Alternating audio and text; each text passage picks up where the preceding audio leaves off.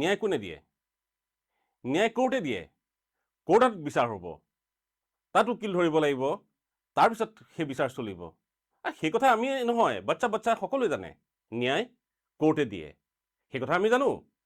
কিন্তু জুবিন গাৰ্গক ন্যায় দিম বুলি কৈছিল কোনে?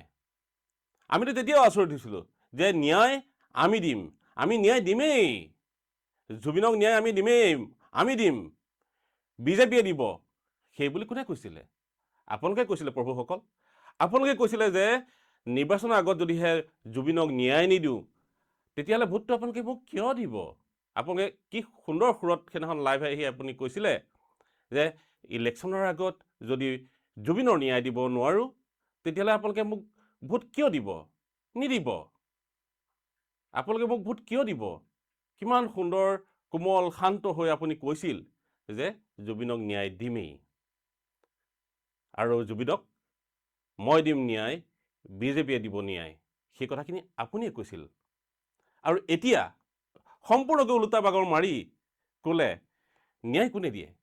কোৰ্টে দিয়ে, কোৰ্টত উকিল ধৰিব লাগিব, সেই কথাটো বাচ্চা সকলোৱে জানে। তেতিয়াহ'লে আপুনি তেতিয়া কিয় কৈছিলে?